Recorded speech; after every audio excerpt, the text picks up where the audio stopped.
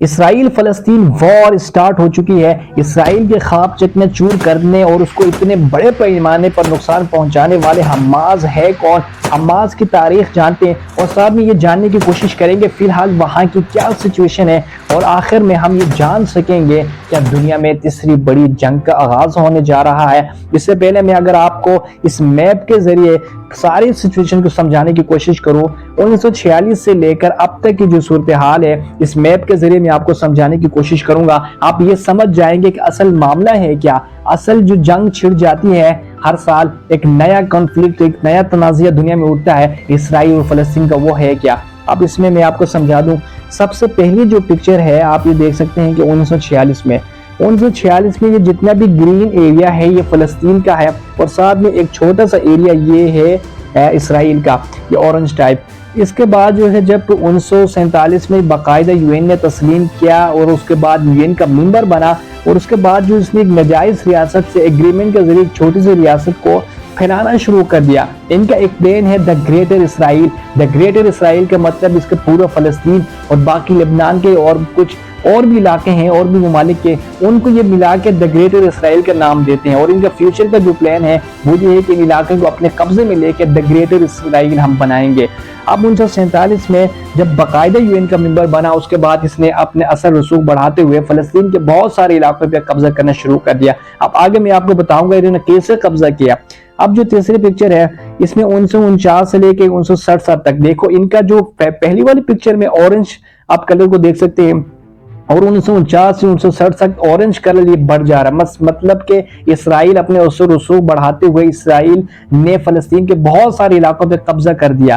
اب اس کے بعد جو ہے آخر میں جو ایک پکچر آپ کو نظر آ رہی ہے لاسٹ میں، اسے آپ دیکھ سکتے ہیں، یہ جو لاسٹ والی پکچر ہے اس میں اسرائیل نے پوری چاروں طرف فلسطین کو اپنے گھیرے میں لیا ہے اور بہت سارے علاقے قبضے میں لے لیے سوائے ان 4-5 کچھ علاقوں کے، اور یہ چھوٹا سا ایک پوائنٹ آپ کو نظر آ رہا ہے جس کو غزہ کہا جاتا ہے، یہ وہ علاقے ہیں، یہ کچھ فلسطین ایریا میں، اور باقی ساروں پہ قبضہ کر لیا ہے۔ اب دیکھیں ایک ناجائز ریاست کو اپنی اثر رسوخ بڑھاتے ہوئے بہت سارے ممالک کی سپورٹ لیتے ہوئے انہوں نے فلسطین کو سارا جو حلیہ ہے، جو فلسطین کی اصل جو رقبہ تھا اور اصل جو میپ تھا اس کو بگاڑ کر اپنے علاقوں میں شامل کر دیا۔ اب انہوں نے کیسے کیا ہے، ان کا ایک پلان تھا کہ ہم کسی نہ کسی طریقے سے دا گریٹر اسرائیل کے پلان کو کامیاب بنانے کے لیے انہوں نے اس طرح کی کہ کچھ یہودی جو لے کے فلسطین کے کچھ علاقوں میں آباد کرنا شروع کر دیے۔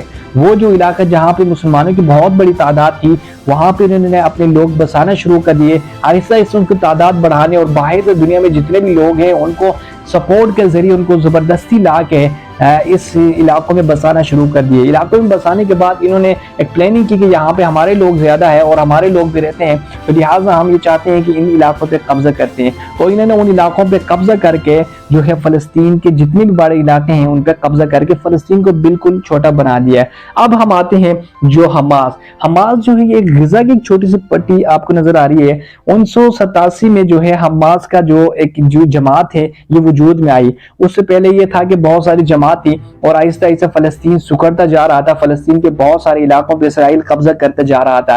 اس میں یہ انہوں نے فلسطینیوں نے یہ سوچا کہ کوئی ایسی کہ جماعت ہو جو اسرائیل کا مقابلہ کرے اور اسرائیل ہم پہ جو ظلم زبردستی کے ذریعے جو علاقے چھین رہا ہے اور ان سے چھڑوایا جائے۔ اس کے بعد جو ہے ان کی ایک ہی واحد امید تھی کہ یہ حماس ہی ایک ایسی جماعت ہے اور یہ اس کا مقابلہ کرے گی اور ہمارے جتنے بھی علاقے ہیں ان کو ان سے چھڑوائے گی۔ اب یہاں پہ ایک سوال پیدا ہوتا ہے کہ حماس نے اتنا بڑا اٹیک کیسے کیا، اور حماس نے جو ہے اب تک تقریباً 87 اٹیک کیے، لیکن حال ہی میں جو 7 اکتوبر کو اٹیک ہوا ہے یہ اتنا خطرناک تھا کہ اس نے اسرائیل کی جڑیں ہلا دی، اور ساتھ میں یہ جو دنیا کو یہ پیغام دیا گیا ہے کہ کسی بھی ملک پر یہ اتنا بڑا اٹیک تھا۔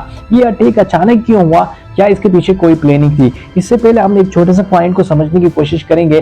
ایک چھوٹی سی پٹی ہے غزہ، اب اس میں تقریباً یہی جو جماعت ہے حماس یہاں پہ رہتی ہے اور اس کا ہیڈ کوارٹر بھی یہاں پہ، اور یہاں پہ لگ بھگ 33 لاکھ فلسطینی یہاں پہ رہتے ہیں۔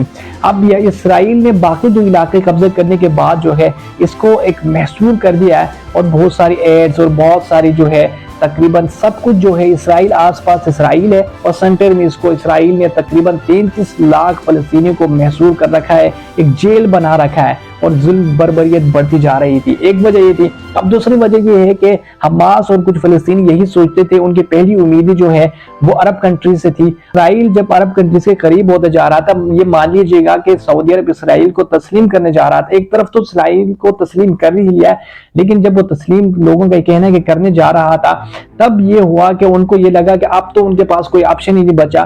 عرب کنٹریز بھی وہاں پہ گئی، ایک طرف اسرائیل جو ہے وہ ظلم بربریت جاری ہے، تو انہوں نے یہ قدم اٹھایا۔